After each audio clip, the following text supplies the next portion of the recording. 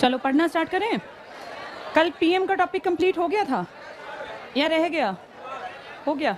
बताओ जरा, तुम्हारे देश में सबसे लंबे कार्यकाल वाला प्रधानमंत्री कौन था? प्रधानमंत्री पहले वाले पंडित जवाहरलाल नेहरू। थोड़ी सी साउंड बढ़ा दो। इंडिया में सबसे यंग पीएम कौन था? राजीव गांधी का टेन्योर बता दो। कब से कब तक थे ये? 84 से 89। तुम्हारे देश में कुछ आर्थिक सुधार किए थे एक आदमी ने, डॉक्टर मनमोहन सिंह। दो पॉलिसी के नाम बताए थे, एलपीजी और look east policy. Modi ji ने कह दिया लुक ईस्ट को क्या बना दो, एक्ट ईस्ट। और ये कौन से देशों की तरफ देखने की बात कर रहे हैं? जो आपके पूर्व में हैं। अगर आप यहाँ हैं तो आपके इस तरफ जो कंट्रीज है ना, ये म्यांमार है या आगे वियतनाम, थाईलैंड, सिंगापुर, ये सब ये कहलाते हैं आपके आगे वाले देश। इन सब की तरफ देखो और इनके जैसे काम करो, क्योंकि इनका इंफ्रा, इनकी स्कूलिंग, इनका लेवल, स्टैंडर्ड ऑफ लिविंग, हर चीज़ बहुत बेहतर है। तो इनको देखो, क्योंकि तुम्हारे पड़ोसी भी हैं और तुम्हारे साथ ही आज़ाद हुए थे। उनको मत चीट करो, तो तुमसे 200 साल आगे तो पहले ही भाग रहे हैं। ये सब हमने कल पढ़ लिया था, है ना। एक ऐसे पीएम का नाम बताना जो पहला गैर कांग्रेसी था। तुम्हारे देश में सदा कांग्रेस ने राज किया। 1947 से 1964 कांग्रेस थी, फिर 1964 से 66 भी कांग्रेस थी, शास्त्री जी। फिर 66 से 77 तक भी कांग्रेस थी, इंदिरा। ये एक ब्रेक आया 1977 से 79, 1979 से 80। कौन सी पार्टी है ये? जनता पार्टी। फिर वापस 80 से 84 इंदिरा कांग्रेस, 84 से 89 राजीव कांग्रेस। यानी आपके देश में 89 तक सिर्फ एक बार जनता पार्टी आई, अदरवाइज हमेशा कांग्रेस का बोलबाला रहा।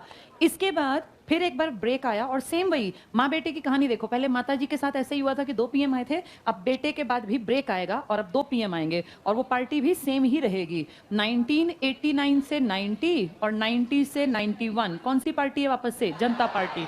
और इस जनता पार्टी ने फिर 2 पीएम बनाए। जैसे 2 पीएम यहाँ बने थे, कौन कौन थे ये? मोरारजी चौधरी चरण सिंह जी। यहाँ बनने वाले 2 पीएम हैं तुम्हारे वीपी सिंह और चंद्रशेखर। वीपी सिंह ने बहुत बड़ा एक काम किया था। कौन सा कमीशन था?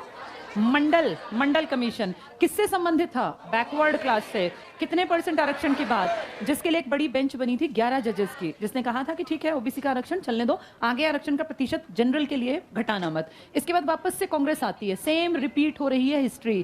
कांग्रेस, बीच का ब्रेक, कांग्रेस। यहाँ देखो बीच का ब्रेक आया, 2 पीएम आए, सेम 2 पीएम यहाँ आए। लेकिन इस बार इसके बेटे का, राजीव का मर्डर हो गया और 96 तक कौन रहा?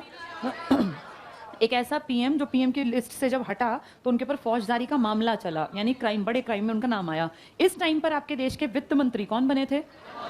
और यही वो दौर था जब मनमोहन सिंह जी ने नई आर्थिक नीति पर काम करना स्टार्ट किया और तुम्हारे देश में एलपीजी और लुक ईस्ट पॉलिसी पर काम हुआ। ये इस दौर की बात है। और इसी टाइम पर तुम्हारे देश में मिड डे मील का प्रोजेक्ट लॉन्च हुआ। ये लॉन्च हुआ था 15 अगस्त 1995 को। पेपर में आ जाएगा ये मिड डे मील प्रोजेक्ट। 96 के बाद फिर से एक ब्रेक आया और पहली बार तुम्हारे देश में 11वीं लोकसभा में 3 पीएम बने, अलग अलग 13 दिन के बने। अटल बिहारी वाजपेयी, फिर बने एचडी देवेगौड़ा और फिर बने आईके गुजराल, इंद्र कुमार गुजराल। साल मुश्किल पकड़ के गए। फिर तुम्हारे देश में वापस से अटल बिहारी वाजपेयी दिखे 1998 से 99। इस बीच में अटल बिहारी वाजपेयी जी ने 2 बड़े काम किए। एक तो परमाणु परीक्षण करवा दिया, जिस कारण चारों तरफ वाहवाही हो गई। एपीजे ने बहुत बड़ा योगदान दिया। परमाणु परीक्षण हमेशा तुम एक ही जगह करते हो और वो है तुम्हारा पोखरण। ये परमाणु परीक्षण हमेशा अंडरग्राउंड किए जाते हैं, भूमिगत परीक्षण। पहले 74 में किया था इंदिरा ने, लेकिन फेमस नहीं हुआ था। अब ये बहुत बड़े लेवल पे हुआ, फेमस हुआ राजस्थान का। और इसके तुरंत साथ आपके यहाँ एक बहुत बड़ी घटना हुई। कौन सा जीत गए थे आप? कारगिल युद्ध। 26 जुलाई पता होगा ना सबको, ऑपरेशन विजय, कारगिल विजय दिवस मनाते हैं। और चारों तरफ अटल बिहारी वाजपेयी जी की वाहवाही, जिसका फायदा उनको इलेक्शन में मिला। और 99 से 2004 के लिए इनकी गठबंधन की बढ़िया वाली सरकार बनी, जिसमें कि अटल बिहारी वाजपेयी जी और आडवाणी जी दोनों बहुत बड़े चेहरे थे। आडवाणी आपके देश के अंतिम उप प्रधानमंत्री हैं। प्रधानमंत्री जब बहुत पावरफुल होता है ना और उसको लगता है कि मेरी लगभग लेवल का एक और आदमी पार्टी में है, तो एक पोस्ट क्रिएट कर दी जाती है, जिस पोस्ट का नाम है उप प्रधानमंत्री। आपके देश में आज़ादी के समय 2 बहुत ताकतवर लीडर्स थे। एक के तो बैकग्राउंड बहुत तगड़ा था और दूसरा काम में बहुत तगड़ा था। ये थे सरदार वल्लभ भाई पटेल।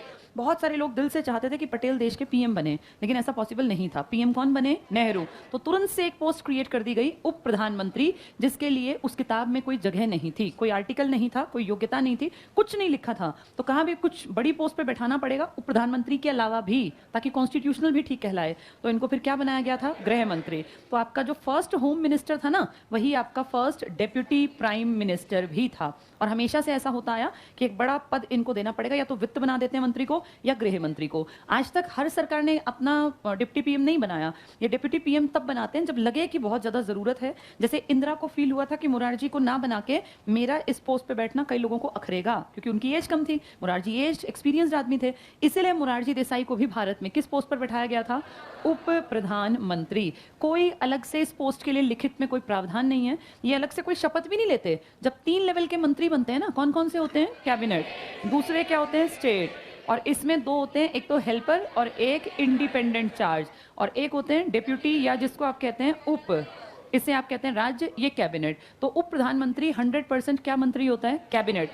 ये शपथ लेगा तो कैबिनेट स्तर के मंत्री की लेगा, उप प्रधानमंत्री की कोई शपथ लिखित में नहीं है। ये तो बस इसकी पोजीशन स्ट्रांग है, क्योंकि पार्टी में, देश में, इसलिए बना देते हैं। क्लियर हो गया सबको? ये आज तक लास्ट जो डिप्टी प्राइम मिनिस्टर था ना आपका, ये तो फर्स्ट था, लास्ट थे आपके लाल कृष्ण आडवाणी जी। और लाल कृष्ण आडवाणी आप सब जानते हैं, जब अटल बिहारी वाजपेयी जी की सरकार थी तो ये अंतिम उप प्रधानमंत्री थे। 20 साल लगभग तुम्हें हो गए, क्योंकि 2004 वाली सरकार जब आई थी 99 से, इस टाइम पे लास्ट डिप्यूटी प्राइम मिनिस्टर बना था। अब 4 से 14 वाली में मनमोहन सिंह, जो कि देखो लोकसभा के मेंबर भी नहीं थे, राज्यसभा से थे ना, उनको बना दिया। उनके अंडर कोई नहीं रहा उप प्रधानमंत्री। और फिर अगली, अब ये जो सरकार चल रही है, कहने को सबसे बड़ा इसमें जो तेज दिमाग आदमी है अमित शाह, लेकिन वो भी आपके उप प्रधानमंत्री नहीं बनाए गए। तो पिछले लंबे टेन्योर से आपने उप प्रधानमंत्री की शक्ल नहीं देखी। एक आदमी ऐसा है आपके देश में जो उप प्रधानमंत्री 2 बार बना, वो थे चौधरी देवीलाल जी। नहीं, चौधरी देवीलाल। देवीलाल जी 2 बार आपके डिप्यूटी पीएम बने, और कब कब? 1989 से 90 और 90 से 91। अभी मैंने बताया था जनता पार्टी की सरकार आई थी दूसरे टेन्योर में, और इस दौरान एक तो वीपी सिंह जी आए थे और दूसरा कौन आया था? चंद्रशेखर। इन दोनों के टाइम पर डेप्यूटी पीएम की पोस्ट पर कौन बैठा दिया था? चौधरी देवीलाल जी। और देवीलाल जी इकलौते ऐसे भारतीय हैं जो 2 बार उप प्रधानमंत्री के पद पर बैठे। बहुत लोग कहते हैं इनको बनाने में असली रोल इन्होंने निभाया था। कुछ लोग इनको किंग मेकर का भी कह देते हैं, तमगा देते हैं, भाई किंग मेकर था, इसने बनाए हैं पीएम, क्योंकि जिसको चाहते हैं उसको अपना ये कह के कि भाई मेरा बहुमत इसकी तरफ है, और सरकार बनती। लेकिन बहुत जल्दी बिगड़ी भी ऐसी सरकारें, ये साल भी मुश्किल चला पाई। तो किंग मेकर के रोल में तुम्हारा कौन सा डिप्यूटी प्राइम मिनिस्टर रहा है? चौधरी देवीलाल। क्लियर सबको? ये एक साल के लिए 2 बार बने हैं। बाकी अगर देखें, पहला पूछेंगे, प्रेजेंट में तो कोई है ही नहीं, या 2 बार बनने वाला। क्लियर ना सबको? ये चौधरी चरण सिंह जी का नाम जानते हो ना, वो भी डिप्यूटी प्राइम मिनिस्टर रहे। तो कौन कौन रहे मेन देखें तो? पटेल रहे, फिर मुरारजी रहे, चौधरी चरण सिंह जी रहे, एक वाई चौहान रहे थे 6 महीने के लिए, फिर देवीलाल जी हैं, देवीलाल जी दोबारा हैं, और लास्ट है आपके लाल कृष्ण आडवाणी। तो अगर 7 देखें तो आदमी है, और अगर एक एक साल को मैं गिनने लगूं तो वो 8 का टेन्योर निकलेगा। क्लियर? पहला कौन था? पटेल। दूसरे कौन थे? मुरारजी। तीसरे चौधरी चरण सिंह। फिर मुरारजी पीएम बन गए, चौधरी पीएम बन गए, तो वाई चौहान 6 महीने से भी कम के लिए। फिर कौन आए थे? देवीलाल। फिर दोबारा देवीलाल। और फिर कौन आए हैं? हाँ, बीच में एक नाम और आएगा जो बाद में प्राइम मिनिस्टर भी बनेंगे, जिनकी बेटी मीरा कुमार थी। किसी को नाम पता है उनका? बाबू जगजीवन राम, वो भी प्रधानमंत्री रहे। चलो थोड़ा सा पढ़ते हैं, जो टॉपिक टफ लगेगा उसको मैं एक्सप्लेन कर दूंगी। कितने पेज पर थे कल हम? 117। ठीक है। पॉलिटिकल साइंस सारा समझने का टॉपिक है, इसको रटोगे तो तुम फंसोगे, समझ लोगे तो बहुत आसान। चलो पेज 117 पे आ जाओ। हेडिंग है उप प्रधानमंत्री। कौन सा आर्टिकल है प्रधानमंत्री का? कोई भी नहीं है। 3 आर्टिकल तुम्हें पता है, 52, 63, 74। ये president of India, vice president of India, council of ministers. 78 किस पर आधारित है? प्रेसिडेंट ऑफ इंडिया और पीएम के रिश्तों पर। भाई क्या काम वो करेगा? ये पुल का काम करता है ना बीच में। ये सीओएम की सारी बातें इस तक कौन पहुंचाता है? पीएम। और इसके सारे डिसीजन इसको कौन बताता है? पीएम। तो इनके बीच में पुल के रूप में। हाँ जी, चलो आगे पढ़ते हैं। पहला पॉइंट देखो, अब कोई बातचीत ना करे, सब किताब में देखें। जिनके पास किताब नहीं है वो बेशक क्लास से चले जाना, या बोलना मत। मुझे फिर उसको कहना पड़ेगा, वो चेक करेगा फिर निकालेगा। इससे बढ़िया कि अपने आप चले जाओ, या तो बोलना मत, ये कंडीशन है।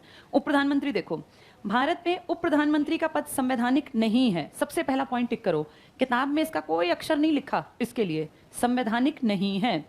लेकिन व्यवहारिक राजनीति में अंडरलाइन करो, या तो गृह मंत्री को या वित्त मंत्री को प्रधानमंत्री बनाया जाता रहा है। ये पद राजनीतिक है, संवैधानिक नहीं है, ये पॉलिटिकल पोस्ट है, डबल टिक कर लो, राजनीतिक पद है। कौन से 2 लेवल के मंत्री बन सकते हैं ये, या तो गृह या तो वित्त। इससे तुम्हें पता चला कैबिनेट में सबसे तगड़ी 2 पोस्ट हैं, कौन कौन सी, गृह मंत्री की और वित्त मंत्री की। भाई उप प्रधानमंत्री बने ना बने, आज अगर देखें तुम्हारा गृह मंत्री कौन है और तुम्हारा वित्त मंत्री कौन है, कौन है, निर्मला सीतारमण। हाँ, एक महिला है, लेकिन उनसे ज्यादा स्ट्रांग पोजीशन पे कौन बैठा है, नहीं, अमित शाह के मुकाबले एक और भी तो आदमी है, राजनाथ सिंह, जिनको क्या दे रखी है, रक्षा मंत्रालय। ये 3-4 पोस्ट होती हैं जो बहुत क्लोज होती हैं पीएम के, उनमें है ये। नेक्स्ट चेक करना, इसका कार्य प्रधानमंत्री की किसी कारणवश अनुपस्थिति के समय उनके कामों के उत्तरदायित्व को पूरा करना। भाई किसी दिन एब्सेंट होना आए तो काम करेगा, अदरवाइज ऐसा इसकी जरूरत नहीं होती। नेक्स्ट पॉइंट पढ़ो, संवैधानिक दृष्टि से उप प्रधानमंत्री और मंत्रिमंडल के अन्य मंत्रियों की स्थिति में कोई अंतर नहीं है, टिक कर लो। ये सब किस लेवल के हैं, कैबिनेट के, अंतर नहीं है। उप प्रधानमंत्री मंत्री के रूप में ही शपथ लेता है, किंतु व्यवहारिक दृष्टि से वो प्रधानमंत्री के बाद दूसरे स्थान पर होता है। तो अगर पूछे उप प्रधानमंत्री किस रूप में शपथ लेता है, मंत्री, कौन से मंत्री के रूप में, कैबिनेट। हाँ, लेकिन वो है सेकंड नंबर पर, अगर है तो फिर वो सेकंड माना जाएगा।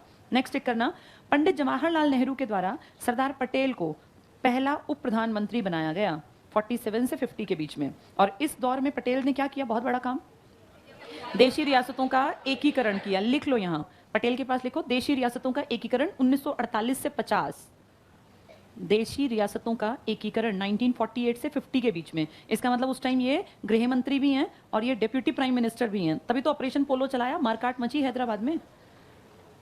1948 से 50 देशी रियासतों का कितनी रियासतें गड़बड़ पैदा कर रही थी, एक कश्मीर, एक जूनागढ़, एक हैदराबाद।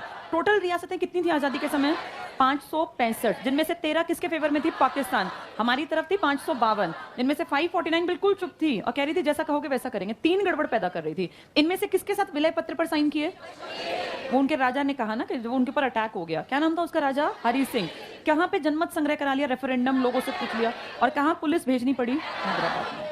नेक्स्ट पॉइंट टिक करना, इंदिरा गांधी ने मोरारजी देसाई को अपना उप प्रधानमंत्री बनाया। क्या मोरारजी खुश थे इस पोस्ट से, मोरारजी का सपना क्या था, प्रधानमंत्री का। मोरारजी ने इस्तीफा दे दिया, और ये वो दौर था जब मोरारजी देसाई ने कहा, एक कमेटी बनाई और कहा आगे से नियम बना दो कि पीएम हमेशा लोकसभा से ही बनेगा। क्या इंदिरा इस बात के लिए राजी हुई, अगर हो जाती तो 2004 से 14 में कैसे बनते मनमोहन सिंह, कहाँ के थे ये, राज्यसभा, असम की सीट से थे ना। अपनी बात पे उन्होंने कहा नहीं ये बात नहीं चलेगी, और आगे हमने एग्जाम्पल देखे इसके। ये टिक कर लो, इंदिरा गांधी ने मोरारजी देसाई को, यहाँ लिख लो, इस्तीफा दे दिया। इस्तीफा दे दिया था कुछ दिन बाद ही कि मेरी निभनी नहीं है इनकी बातों के साथ, इस्तीफा। नेक्स्ट टिक करना, मोरारजी देसाई की सरकार के समय 2 प्रधानमंत्री बने, एक चौधरी चरण सिंह जी और एक बाबू जगजीवन राम। लग रहा है पढ़ के बहुत लंबा टाइम पीरियड दिया होगा पीएम की कुर्सी पर। कितने दिन बैठे थे ये मोरारजी देसाई, 1977 से 1979, लिख लो यहाँ, मोरारजी के पास लिखो 1977 से 1979 तक, 79 तक उप प्रधानमंत्री। अगर सरकार का मन किया तो 5 साल, ना मन किया तो तभी हटा देगी, क्योंकि इसके लिए कोई लिखित में तो है नहीं, ये तो पावरफुल आदमी है तो बना देंगे, वरना बनाएंगे भी नहीं, इसके लिए कुछ नहीं है। तो मोरारजी देसाई की सरकार कितने साल के लिए आई, 2 साल, और कितने डिप्यूटी प्राइम मिनिस्टर बना दिए, 2, एक चौधरी चरण सिंह जी और एक बाबू जगजीवन राम। ये चरण सिंह आगे जाके क्या बनेंगे, पीएम बनेंगे, फिर ये बनाएंगे वाई.वी. चौहान को। चलो अगला पॉइंट करना, बाबू जगजीवन राम के पास लिख लो, समाधि का नाम समता स्थल, समाधि का नाम समता स्थल। इनकी बेटी तो थी मीरा कुमार। कौन है मीरा कुमार, देश की पहली औरत जो लोकसभा की स्पीकर बनी, उससे पहले कोई औरत बनी ही नहीं थी, लिखो यहाँ, इनकी बेटी मीरा कुमार। जगजीवन राम की समाधि समता स्थल, बेटी का नाम मीरा कुमार। 15वीं लोकसभा में पहली महिला अध्यक्षा मीरा कुमार, 15वीं लोकसभा में पहली महिला अध्यक्षा। 15 और 16 में ही आज तक अध्यक्ष बनी है औरतें, पहले मीरा कुमार थी, फिर सुमित्रा महाजन बनी, अब 17वीं में तुम जानते ही हो कौन है, ओम बिरला। पेपर में आते हैं क्वेश्चन ये, पहली महिला कौन बनी थी लोकसभा में, मीरा कुमार। किसकी बेटी है ये, और जगजीवन राम क्या बने हैं, उप प्रधानमंत्री। किसके टाइम में बने हैं, मोरारजी देसाई के। चलो अगला पॉइंट करो, चौधरी चरण सिंह जब प्रधानमंत्री बने तो वाई.वी. चौहान, फिर बातें शुरू हो गई ना, जिनके पास किताबें नहीं है, ये इस लायक ही नहीं है कि इनको यहाँ बैठने दिया जाए, ये बाज नहीं आते, इनको ये अकल भी नहीं है कि हम कम से कम किताब नहीं रखते, चुप ही रह लें, कुछ सीख लें। देखो जरा नहीं है जिनके पास, निकालो उनको बाहर। ये अंडरलाइन कर लो, वाई.वी. चौहान। किसने बनाया इनको प्रधानमंत्री, चरण सिंह खुद भी प्रधानमंत्री रहे थे ना, किसके टाइम में, मोरारजी ने कितने प्रधानमंत्री बनाए, कौन कौन, चरण सिंह जी और जगजीवन राम। जगजीवन राम की बेटी का नाम? कौन सी लोकसभा की अध्यक्षा थी? हाँ, ये शेड्यूल कास्ट उप प्रधानमंत्री थे, एससी उप प्रधानमंत्री, लिख लो वहां पर।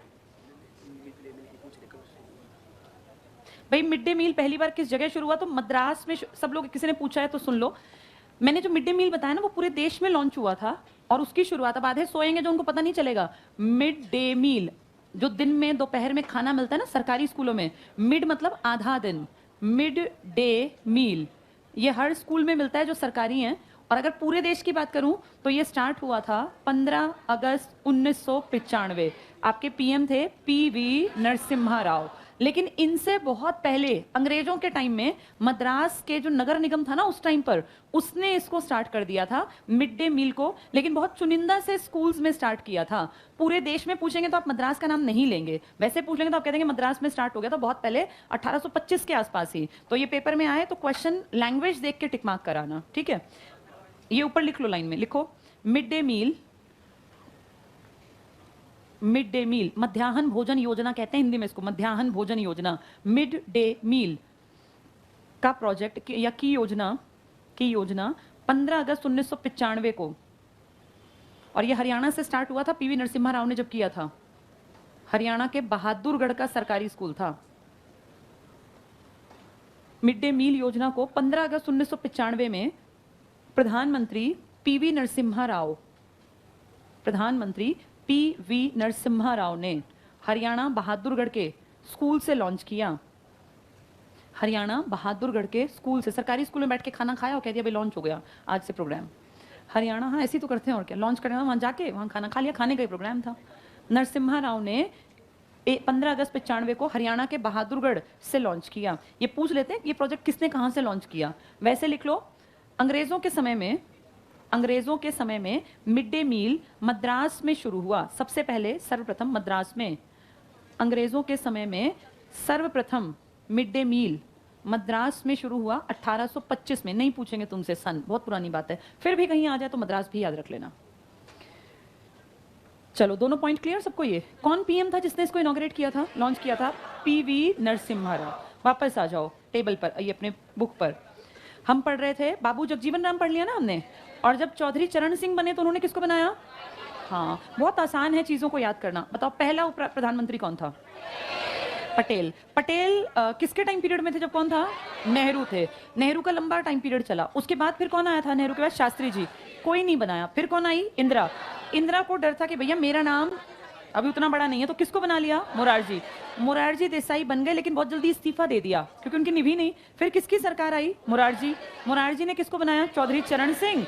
और क्योंकि चरण सिंह जी और मोरारजी देसाई की खटपट हो गई थी, उन्होंने दो बनाए। चौधरी चरण सिंह जी हटे और कौन बनाया था? बाबू जगजीवन राम। जगजीवन राम किस उससे हैं? एससी से, और क्या बने हैं? भारत के उप प्रधानमंत्री, जिनकी बेटी क्या बनी? मीरा कुमार, भारत में पहली महिला लोकसभा अध्यक्षा। कौन सी लोकसभा की? 15वीं की। और 16वीं की महिला कौन थी? सुमित्रा महाजन। इसके बाद जब चौधरी चरण सिंह जी प्रधानमंत्री बने, उन्होंने किसको बनाया फिर? वाई चौहान को। ये तुम टिक कर रहे हो। चौधरी चरण सिंह जब प्रधानमंत्री बने तो वाई चौहान उप प्रधानमंत्री बने। वाई चौहान। अगला पॉइंट टिक करो। चौधरी देवीलाल ऐसे उप प्रधानमंत्री हैं जिन्होंने 2 पीएम्स के साथ काम किया, चंद्रशेखर और वीपी सिंह। यहां लिख लो किंग मेकर की भूमिका। किंग मेकर, ये थे पीएम बनाने वाले किंग मेकर। किंग मेकर की भूमिका। तो पूछेंगे किस उप प्रधानमंत्री ने किंग मेकर की भूमिका निभाई है? चौधरी देवीलाल ने। किन 2 पीएम्स के टाइम? पहला वीपी सिंह और दूसरा चंद्रशेखर। नेक्स्ट करना, अटल बिहारी वाजपेयी ने 2002 से 2004 में सिर्फ 2 साल के लिए लाल कृष्ण आडवाणी को अपना उप प्रधानमंत्री नियुक्त किया। ये लाल कृष्ण आडवाणी लंबे नहीं टिके हैं। सरकार कब से कब तक थी? 99 से 2004। ये कब बनाए गए हैं? 2 से 4 के बीच। भाई इसका टाइम हमारा क्यों खराब करवाते हो सारी क्लास का? इसके पास किताब नहीं, बाहर चले जाओ, क्योंकि बोलने से तुम रुकोगे नहीं ना। नेक्स्ट पॉइंट टिक करना, अब तक 7 बार मंत्रिमंडल द्वारा उप प्रधानमंत्री पद का सृजन किया गया। तो कितनी बार उप प्रधानमंत्री बने हैं? 7 बार। अब तुम्हें 7 के नाम पता है, पहला बताओ। सबसे पेपर में कैसे आएगा? 4 नाम देंगे, 4 4 4 4 16 नाम लिखेंगे और कहेंगे इनमें से कौन सा ग्रुप है जो प्रधानमंत्री रहा था। तो तुम्हें सारे नाम याद हो। पहला नाम कौन था? किसका था? पटेल। किसके टाइम में थे ये? नेहरू। फिर दूसरे कौन बने? किसके टाइम में? जब मोरारजी खुद बने प्रधानमंत्री तो इन्होंने कौन बनाया? चौधरी चरण सिंह जी। चरण सिंह जी से खटपट हो गई तो कौन बनाया? बाबू जगजीवन राम। अब जगजीवन राम जी नहीं टिक पाएंगे क्योंकि प्रधानमंत्री कौन बन गए? चौधरी चरण सिंह। फिर ये किसको लेकर आए? YV चौहान को। इसके बाद कौन आया? इसके बाद सरकार आई, किंग मेकर बना एक आदमी। कौन था वो? चौधरी देवीलाल। देवीलाल कितने पीएम्स का टाइम देख गए? एक VP सिंह का और एक चंद्रशेखर का। फिर एक ब्रेक आया और फिर जब लाल कृष्ण आडवाणी, कब से कब तक रहे ये? 2 से, हाँ लास्ट से ये लाल कृष्ण आडवाणी। इनके बाद अब तक कोई नहीं बना। तो अगर देखें तो 1 2 3 4 5 6, इसी को 7 भी गिन लोगे अगर तो वो 8वें, और अगर इसको एक ही इंसान के रूप में मान लोगे तो वो 7वें। पेपर की भाषा देख के टिक कर देना। कुल भी पूछ सकते हैं, नाम दे देंगे। YV चौहान किसके टाइम पीरियड में आए थे? चरण सिंह जी के। चरण सिंह जी किसके टाइम में आए थे? मोरारजी के। मोरारजी किसके टाइम में आए थे? इंदिरा। पटेल किसके टाइम में आए थे? हाँ, तो ये टाइम भी याद रखने हैं। ये किसके टाइम में आए? ये आए थे VP सिंह और चंद्रशेखर। ये किसके टाइम में आए? अटल बिहारी वाजपेयी। चौहान किसके टाइम? चरण सिंह। जगजीवन राम? मोरारजी। चरण सिंह जी भी मोरारजी। मोरारजी खुद इंदिरा और पटेल नेहरू। तो ये कहीं भी घुमा फिरा के पूछे, हमारे नंबर ना कटें। चलो, हाँ हाँ, कुल अगर वो क्वेश्चन की लैंग्वेज में पकड़ लेंगे, ये वो पूछेंगे कुल कितने व्यक्ति, तो 7। अगर सीक्वेंस देखेंगे तो 8। चलो आगे देखो इसमें क्या बता रहे हैं। तो अब तक 7 बार मंत्रिमंडल द्वारा उप प्रधानमंत्री पद का सृजन किया गया। तुम 7 के नाम जानते हो? हाँ, पहला पटेल, मोरारजी, चौधरी चरण सिंह, बाबू जगजीवन राम, YV चौहान, देवीलाल जी और, ठीक है आगे पढ़ लो। किंतु अब तक उप प्रधानमंत्री नियुक्त किए जाने वाले व्यक्तियों की संख्या कितनी है? 8। इसको टिक कर लो, संख्या 8। 8 कैसे, कौन डबल है? देवीलाल। लिख लो यहाँ देवीलाल जी 2 बार, इससे तुम्हें याद रह जाएगा। चलो अगले पेज पे आ जाओ। भारत के उप प्रधानमंत्री का टेबल है। अब तुम्हें ये टेबल बहुत आसान दिखेगा और चुटकियों में याद हो जाएगा। पहला नाम देखो क्या लिखा है? वल्लभ भाई पटेल। 47 से 50 तक प्रधानमंत्री कौन था? नेहरू। सेकंड देखो मोरारजी देसाई, 67 से 69। किसके टाइम में थे? इंदिरा गांधी। यहाँ लिख लो इस्तीफा दिया। इस्तीफा दिया। इनकी कभी नहीं निभी इंदिरा के साथ, और इसलिए कांग्रेस का बंटवारा हुआ था 1969 में, इसी कारण से। नेक्स्ट करना जगजीवन राम, मोरारजी देसाई के टाइम पीरियड में आए थे ये। चौधरी चरण सिंह जी भी मोरारजी देसाई के time period. YV Chauhan Chaudhary Charan Singh के टाइम पे आए। चौधरी देवीलाल पहले VP सिंह के टाइम पे आए, और फिर दोबारा देखिए हमें चंद्रशेखर के टाइम पे, और अगले हैं लाल कृष्ण आडवाणी। किसके टाइम पे थे ये? अगर यहाँ नंबरिंग देखो तो कितनी हो गई? 8। लेकिन आदमी पूछेंगे तो 7। कौन रिपीटेड में है? ठीक है, सबको क्लियर ये टॉपिक? अब देखो तुम्हें राष्ट्रपति, उपराष्ट्रपति, प्रधानमंत्री, उप प्रधानमंत्री कोई क्वेश्चन पूछे तो अब तुम्हारी अपनी गलती होगी तो नंबर कटेंगे, नहीं तो नहीं कटेंगे। बहुत आसान है ये टॉपिक, बस समझने पड़ते हैं। ये बार बार सुनने और पढ़ने पड़ते हैं। बार बार पढ़ोगे ना, फिर कोई पूछे कि YV चौहान तुम्हारे किस पोस्ट पर बैठे थे? उप प्रधानमंत्री। किसके टाइम में? हाँ, अब ये आम बच्चे को नहीं पता। दुनिया से आगे निकलने के लिए हमें वो इन्फॉर्मेशन इकट्ठी करनी पड़ती है जिसके आने के चांसेस ज्यादा हैं और जिसको बच्चे नहीं पढ़ते हैं। चलो अगली हेडिंग क्या है? हाँ, अब बिल्कुल शांति से चुपचाप 5 मिनट का टॉपिक है। रोज इसके बारे में तुम्हें बताती हूँ, फिर आज किताब से इसको पूरा कर लेंगे। क्या ये कॉन्स्टिट्यूशन में लिखा हुआ है? मंत्रिपरिषद, COM, क्या ये लिखी हुई है? आर्टिकल 74 में यही लिखा है, काउंसिल ऑफ मिनिस्टर्स। तुम सब जानते हो काउंसिल ऑफ मिनिस्टर्स का मुखिया कौन होता है? PM। इसमें कितने लेवल के मंत्री होते हैं? 3। सबसे बड़े मंत्री का क्या नाम है? कैबिनेट। कैबिनेट को हर हाल में क्या मिलेगा? इंपॉर्टेंट विभाग। क्या बिना विभाग का कोई मंत्री बन सकता है कैबिनेट? इन्हीं में से कोई आदमी PM के बाद क्या बन सकता है? उप प्रधानमंत्री। कौन से 2 रैंक के चांसेस ज्यादा हैं? या तो गृह के या वित्त के। इसके नीचे कौन से मिनिस्टर थे? स्टेट के 2 लेवल है, एक तो हेल्प करते हैं और एक के पास इंडिपेंडेंट चार्ज है। इंडिपेंडेंट चार्ज वाला लगभग किसकी बराबरी मान लेते हैं? हाँ, लेकिन नाम के आगे लिखते हैं राज्य मंत्री, ब्रैकेट में लिखते हैं इंडिपेंडेंट, स्वतंत्र कार्यभार। सबसे नीचे कौन थे? डेप्यूटी। क्या इनको कभी चार्ज दिया जा सकता है? इनको गारंटीड चार्ज मिलेगा। इनको चार्ज मिलने के चांसेस 50-50% हैं। भाई तुम इंडिपेंडेंट बनोगे या तुम हेल्प करने वाले बनोगे, इनको कभी भी किसी भी कंडीशन में इंपॉर्टेंट चार्ज नहीं दिया जाएगा। ये सिर्फ हेल्पिंग हैंड है। किसकी हेल्पिंग? या तो कैबिनेट की या स्टेट। जिसको मदद चाहिए इनकी मदद ले लो। इनके लिए पढ़ाई लिखाई की क्या कोई कंडीशन है? इन सबके नीचे सबसे ताकतवर तेज दिमाग आदमी काम करते हैं, जिनको आप कहते हैं IAS नहीं है, आप कहते हैं ये इनके सेक्रेटरी हैं। क्या हर डिपार्टमेंट का सेक्रेटरी होता है? वन विभाग है तो फॉरेस्ट सर्विसेज में जो लोग रहे हैं ना वो बन जाएंगे सेक्रेटरी, और अगर मान लीजिए वित्त है तो जो फाइनेंस के डिपार्टमेंट में रहे हैं वो बन जाएंगे। यानी देश के सबसे तेज दिमाग लोग किस रूप में काम कर रहे हैं, और वो इन सबके डिपार्टमेंट, कैबिनेट के पास तो गारंटी डिपार्टमेंट है ना, तो रेलवे सचिव होगा ही होगा, वित्त सचिव होगा ही होगा, कोई ना कोई खनन और ये जितने पेट्रोलियम, इन सबके सेक्रेटरी मिलेंगे। असली में काम करने वाले लोग हैं ये, और यही देश को चला रहे हैं, ये पॉलिसी मेकर हैं, लेकिन नाम के आगे जो स्टैंप लगेगी वो इनकी और इसकी लगेगी। यानी असली काम करने वाला अलग आदमी है जिसका जो मुखौटा लगाए हुए है। देखने में हमें लगता है मंत्री ने ऐसा किया, ना रेल मंत्री में उतनी बुद्धि होती है ना ही वित्त मंत्री में। असली काम करने वाले आदमी यहाँ हैं जिन्होंने पूरी पढ़ाई लिखाई दुनिया को देखा है, समझा है, जिनका बौद्धिक विकास है, क्योंकि यहाँ तो बुद्धि नाम की चीज ना हो तब भी बैठ सकते हैं, यहाँ नहीं आ सकते। तो ये असली काम करने वाले हैं। ये देखो अगला टॉपिक, मंत्री परिषद, पेज 118 पर है। हमारे देश की राजनीतिक और प्रशासनिक व्यवस्था की मुख्य कार्यकारी अधिकारी मंत्री परिषद होती है, चीफ एग्जीक्यूटिव ऑफिसर। जब आप लोग बेसिक बैच में थे तो मैंने एक कॉन्सेप्ट कराया था पालिकाओं का, अगर आपको याद हो। सबसे पहली पालिका कौन सी होती है? विधान पालिका, जिसको आप इंग्लिश में कहते हैं लेजिस्लेचर। दूसरी पालिका क्या थी? कार्यपालिका, जिसको आप कहते हैं एग्जीक्यूटिव, है ना। और तीसरी पालिका थी आपकी न्यायपालिका, जिसे आप कहते हैं जुडिशियरी।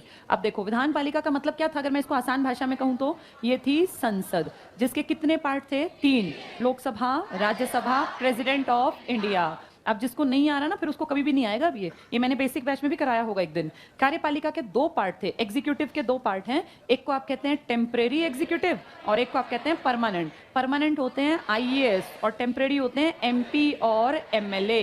ये तो आएंगे 5 साल 10 साल बाद चले जाएंगे, लेकिन हमेशा अपनी नौकरी पे कौन बैठे रहेंगे? परमानेंट आईएएस, जो काम करेंगे एग्जीक्यूटिव हैं। न्यायपालिका के 2 पार्ट इंपॉर्टेंट हैं, एक सुप्रीम कोर्ट और एक हाई कोर्ट। बाकी अदर कोर्ट्स भी होते हैं लेकिन उनके लिए इतने इंपॉर्टेंट नहीं है एग्जाम के लिए, ये हमने पढ़ा हुआ है। इसी को समझते हुए आगे बढ़ते हैं। देखो तो राजनीतिक और प्रशासनिक व्यवस्था की मुख्य कार्यकारी अधिकारी एग्जीक्यूटिव ऑफिसर मंत्री परिषद, जिसका नेतृत्व कौन करता है? पीएम। ये एग्जीक्यूटिव है। कौन से एग्जीक्यूटिव है? परमानेंट या टेम्परेरी? ये टेम्परेरी हैं, परमानेंट तो आईएएस होते हैं। नेक्स्ट देखो, अनुच्छेद 74 में कहा गया कि, अंडरलाइन कर लो, राष्ट्रपति को सहायता और सलाह देने के लिए एक सीओएम होगी, मंत्री परिषद होगी, जिसका प्रधान प्रधानमंत्री होगा। तो प्रधानमंत्री के बारे में कौन सा आर्टिकल है?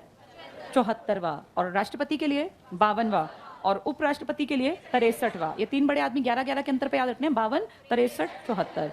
अगले पॉइंट पर आ जाओ। अनुच्छेद 75 क्या कहता है? विभिन्न भागों में मंत्री परिषद की रचना। अंडरलाइन करो पहला पॉइंट, प्रधानमंत्री की सलाह से राष्ट्रपति अन्य मंत्रियों की नियुक्ति करेगा, अपनी मर्जी से या सलाह से? अगर राष्ट्रपति किसी को नापसंद करता है और पीएम चाहता है कि मंत्री बने तो बनेगा, बिल्कुल बनेगा। और अगर पीएम नहीं चाहता और राष्ट्रपति चाहता है तो नहीं बनेगा। किसकी मर्जी चलेगी? पीएम की। अगला पॉइंट, मंत्रीगण राष्ट्रपति के प्रसाद पर्यंत अपने पद पर बने रहेंगे। असलियत में राष्ट्रपति या प्रधानमंत्री के प्रसाद पर्यंत?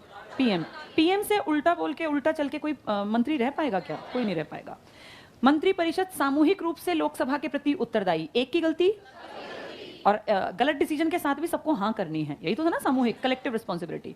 प्रत्येक मंत्री को अपना पद धारण करने से पहले राष्ट्रपति के सामने अपने पद और गोपनीयता की शपथ लेनी होती है। 2 शपथ होती हैं, एक पद की और एक गोपनीयता की। भाई मैं देश की सारी जानकारी को गोपनीय रखूंगा, उसको ये नहीं कि दुनिया को बता दूंगा। तो 2 शपथ लेते हैं। ये कहाँ लिखी है ये शपथ? कॉन्स्टिट्यूशन की 3री शेड्यूल में। लिख लो, यहाँ जहाँ लिखा है ना शपथ, यहाँ लिखो संविधान की 3री अनुसूची में।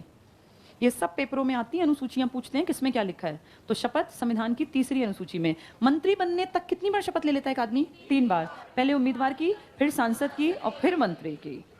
नेक्स्ट पॉइंट पढ़ो, यदि कोई मंत्री अपना पद धारण करने के, अंडरलाइन करो, 6 महीने बाद तक संसद के किसी सदन का सदस्य नहीं बन सका तो उसे मंत्री परिषद से त्यागपत्र देना होगा। क्या कोई बाहर का आदमी बिना इलेक्शन लड़े मंत्री बन सकता है? बन सकता है, लेकिन क्या कंडीशन है? 6 महीने में या तो लोकसभा या राज्यसभा। क्या लोकसभा के इलेक्शन रोज होते हैं क्या? वो तो कोई मर जाए तो एक इलेक्शन बीच में कराते हैं, जिसे क्या कहते हैं?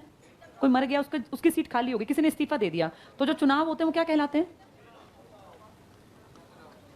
ये अभी हरियाणा पुलिस के एग्जाम में आया था, क्या कहते हैं इसे? उपचुनाव। जो 5 साल में एक बार होते हैं ना, वो होते हैं आम चुनाव, है ना, जनरल इलेक्शन। ये कितने साल में एक बार होते हैं? कितनी सीटों पर होते हैं? अब लगभग बुढ़े लोग ही तो बैठते हैं ना, आपके यहाँ कोई 25 साल का लड़का तो आता नहीं है, कोई महिला तो आती नहीं इतनी यंग। ये सब आते हैं 60, 65, 70, 75। जो घर से बिल्कुल आधे तो फालतू हो गए वो ही बन जाते हैं मंत्री, क्योंकि उनकी कोई इंपॉर्टेंस नहीं होती, तो बाहर जाके राजनीति आराम से कर पाते हैं। अब मान लो कोई 70 साल का बन गया, 5 साल नहीं टिक पाया, अगला 5 साल के लिए बनी थी सरकार, 2 साल बाद वो लुढ़क भी गया, 72 में वो लुढ़क गया, तो 3 साल तो बचे हैं ना। उसकी सीट पर एक सीट खाली हो गई, कितने रह गए? 542। उस एक सीट पर चुनाव जो होंगे, मान लीजिए 2024 में कोई बनेगा जो 2026 में एक्सपायर हो गया, तो अभी तो 2029 तक सीट चलनी थी। तो अब उसकी जगह जो चुनाव होंगे उस एक सीट पर, उसे क्या कहोगे, आम चुनाव या उपचुनाव? हाँ, किसी के मरने के बाद, किसी का इस्तीफा देने के बाद जब चुनाव किए जाएं उस बचे हुए टाइम पीरियड के लिए, अगले 5 साल के लिए नहीं, तो उसे कहते हैं ये उपचुनाव है। इसी को इंग्लिश में बाय इलेक्शन भी कहा जाता है। अभी पेपर में आया, आधों को पता ही नहीं था, आधे टिक रहा है आम चुनाव, पता नहीं क्या क्या टर्म्स थे। तो ये पता होना चाहिए, कोई मर जाए, इस्तीफा दे दे, उसकी सीट खाली हो जाए, तो उसके बीच के टेन्योर को पूरा करने के लिए जो इलेक्शन होता है उसे कहते हैं उपचुनाव। तो फिर चुनाव होंगे, सरकार गिर ही गई तो फिर कौन से चुनाव करवाएंगे? आम, क्योंकि वो एक सीट पे नहीं होंगे ना, वो तो सारी सीट पे होंगे। चलो आगे देखो, इसमें तो कोई बाहर का आदमी बन गया तो कितने महीने देंगे? अब ये 6 महीने कहाँ का मेंबर बनना आसान है, लोकसभा का है राज्यसभा का? लोकसभा के इलेक्शन नहीं होने कितने साल से पहले? 5 साल। और क्या पता कोई ना मरे तो तुम बैठे रहोगे कि 6 महीने में कोई मर ही जाएगा, कोई नहीं मरा तो। इसीलिए कहाँ का मेंबर बन जाते हैं? हाँ, इसका मेंबर बनना आसान क्यों है? क्योंकि इसके 1/3 आदमी कितने साल बाद? 2 साल बाद रिटायर होने ही होने। 2021 चल रहा है ना, 100% लोग रिटायर हुए हैं इस साल में, और 100% होंगे अगले साल में। हर साल रिटायर होते हैं कहाँ के आदमी? भाई किसी को तो 6 साल होते ही होंगे ना, हर दूसरे साल में तो राज्य के ही चेंज हो जाते हैं। तो आप देखो यहाँ की एंट्री है बहुत आसान, और ये लोग बहुत समझदार और चालाक है, इसलिए इन्होंने लिखा है कि अगर कोई आदमी बाहर से बिना जीते इलेक्शन मंत्री बन जाए तो उसे कितने महीने दिए जाएं? 6 महीने।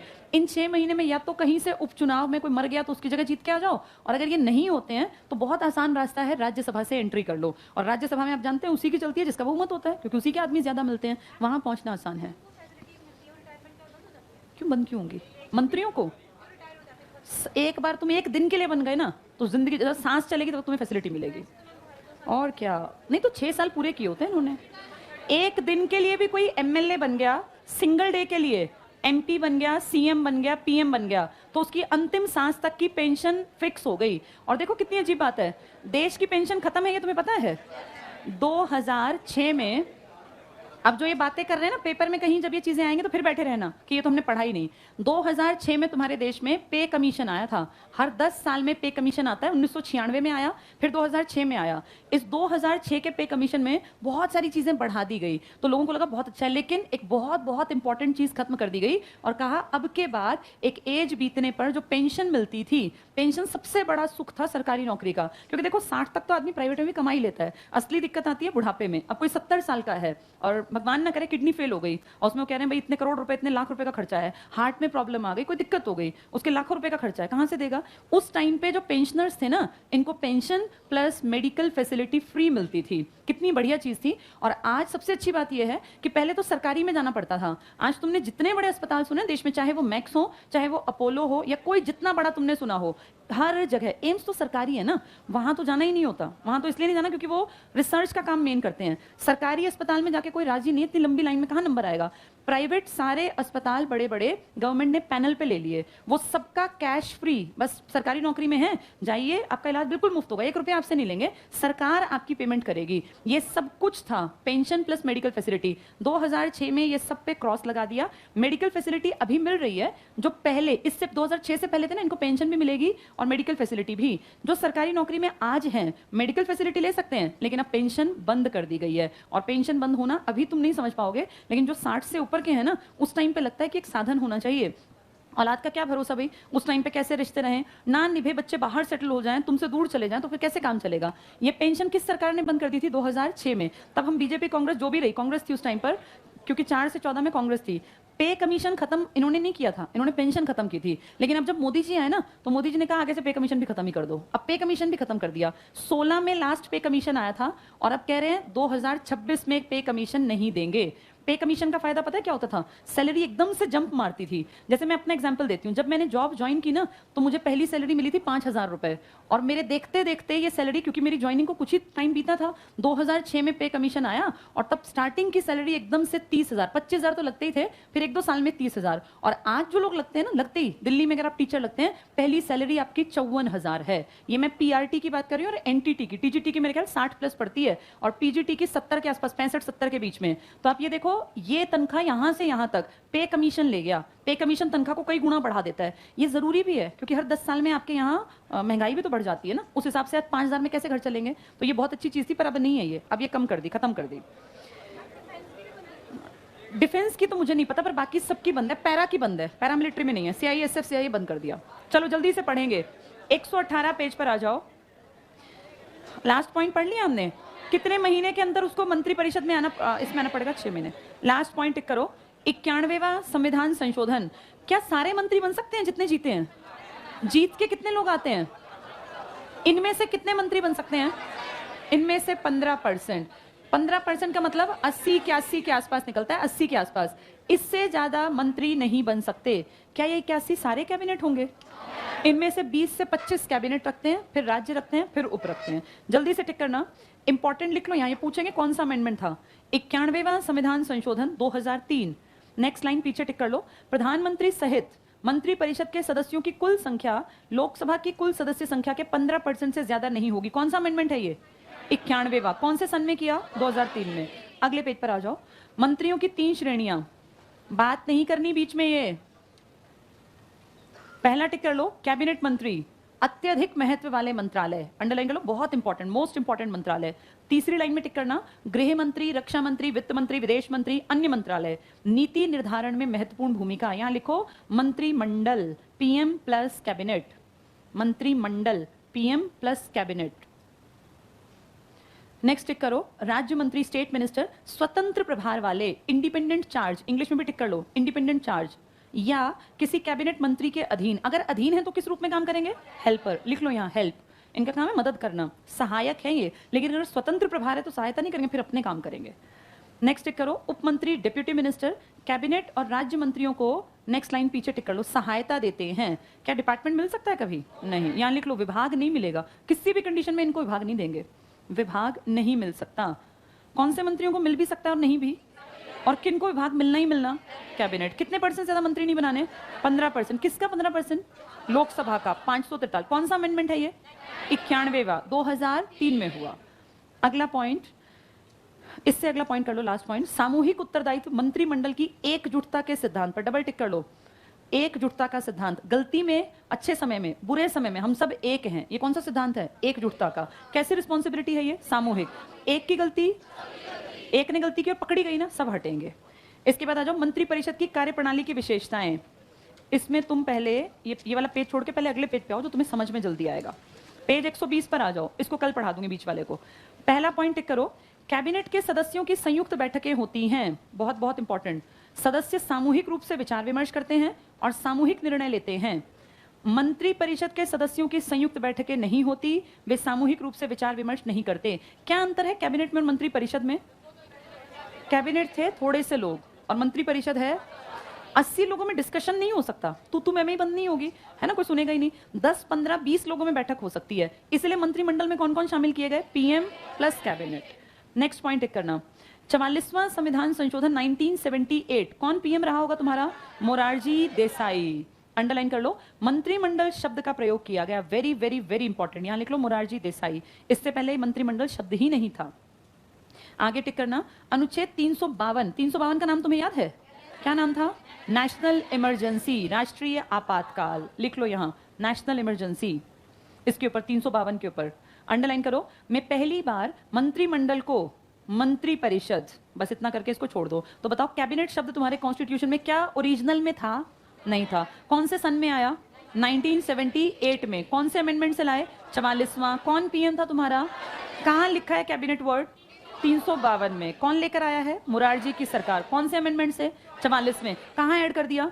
352 में, जिसमें क्या लिखा था? National emergency. ये बहुत इंपॉर्टेंट पॉइंट था। इसके बाद सेकंड लास्ट पॉइंट पे आना, इसी में सेकंड लास्ट लाइन पर, सेम पॉइंट में पीछे, इसमें कहा गया कि राष्ट्रपति, वेरी वेरी इंपॉर्टेंट, अंडरलाइन करो, राष्ट्रीय आपात की घोषणा मंत्रिमंडल की लिखित सिफारिश पर करेगा। क्या इंदिरा गांधी ने लिखित में दिया था या फोन घुमाया था? किसको फोन घुमा दिया था? फखरुद्दीन। और क्या बोली थी कि देश की आंतरिक स्थिति खराब है। ये मिसयूज था ना पावर का। कौन से आर्टिकल का? 352 का क्या शब्द यूज कर लिया? आंतरिक अशांति। मोरारजी देसाई ने आते ही ये शब्द हटाया और क्या बोले? सशस्त्र विद्रोह हो और फोन पे नहीं कॉल करनी है, क्या करना है? लिखित। ये कौन से अमेंडमेंट से किया गया? 44वां। कौन सा नया शब्द इंट्रोड्यूस किया? कैबिनेट। कि कैबिनेट लिख के ना दे तो पीएम के अकेले फोन खड़काने से ये बात नहीं बनेगी। ये किसने करवाया काम? मोरारजी ने। ये बहुत इंपॉर्टेंट है, यहाँ लिख लो। जहां लिखा है ना मंत्रिमंडल की लिखित सिफारिश पर, यहाँ लिखो इंदिरा ने बिना लिखित सिफारिश के आंतरिक आपातकाल लगवाया था। फिर तुम्हें याद रहेगा किसने हटवाया और क्यों हटवाया। इंदिरा ने बिना लिखित सिफारिश के आंतरिक आपातकाल लगवाया था। अब लिखित के साथ काम चलेगा या बिना लिखित के भी? लिखित में। चलो इसकी शक्तियां और कार्य जल्दी से पढ़ ले। लास्ट ये हमारी राजनीतिक प्रशासनिक व्यवस्था में अंडरलाइन करो मंत्रिमंडल की शक्तियां। मंडल बड़ा है या परिषद बड़ी है? परिषद बड़ी है। मंडल में कौन कौन है? पीएम और कैबिनेट। यहाँ लिखा है मंत्रिमंडल की शक्ति, यहाँ लिखो पीएम प्लस कैबिनेट। फिर तुम्हें याद रखना है कौन है ये? PM plus cabinet. इसकी हेडिंग में लिख लो। पहला पॉइंट पीछे टिक करना, उच्च निर्णय लेने वाली संस्था। उच्च निर्णय डिप्यूटी मिनिस्टर लेंगे, स्टेट मिनिस्टर लेंगे या पीएम और कैबिनेट लेगा? कैबिनेट में कितने तक मंत्री रखते हैं ये? 15 तो सारे होते हैं। टोटल 20-25 के बीच में 20, 22, 21 इतने रखते हैं। नेक्स्ट पॉइंट देखो, ये केंद्र सरकार की मुख्य नीति निर्धारक अंग। अंडरलाइन करो, मुख्य नीति निर्धारक। जो पॉलिसी मेकर है वो परिषद है या मंडल है? मंडल में बड़े आदमी है। मंडल में बहस खुली होती है या कुछ खास लोगों की? कहाँ बहस पॉसिबल नहीं है? परिषद में। 80 लोगों में बहस नहीं हो सकती। नेक्स्ट टिक करना, केंद्र सरकार की उच्च कार्यकारिणी है, ये हाई एग्जीक्यूटिव है। नेक्स्ट मुख्य समन्वयक है, कोऑर्डिनेटर है, ये सबके बीच में पुल के रूप में है। राष्ट्रपति की सलाहकारी संस्था है, इसका परामर्श उस पर बाध्यकारी है। क्या राष्ट्रपति मानने के लिए बाध्य है? किसके निर्णय? पीएम और कैबिनेट के। नेक्स्ट टिक करना, मुख्य आपदा प्रबंधक है। कल मैंने तुम्हें क्या बताया था? आपदा आ जाए तो हमारा अध्यक्ष कौन है? पीएम। लेकिन जब इस बार आपदा आई तो हमने देखा हमारे पीएम ने वैसा एक्टिवली नहीं काम किया जितना कि करना चाहिए था। ये टिक कर लो, मुख्य आपदा प्रबंधक है, सभी आपातकालीन स्थितियों से निपटती है। इस बार तो लोग ही निपट गए, बाकी लोग तो बैठे ही, जो अपने ये थे तो बैठे ही रहे, लोग निपटते रहे, जाते रहे। देखो देश में बहुत बड़ा नुकसान हुआ पेंडेमिक का, जिसके ऊपर बीती है उसको पता है। जिसके पिताजी, जिसकी माँ, जिसके किसी की वाइफ, किसी के हस्बैंड ऑक्सीजन की कमी से मर गए। और ऐसा नहीं कि नॉर्मल आदमी, ऊंचे लेवल के लोग भी मर गए। ऑक्सीजन के सिलेंडर्स नहीं है।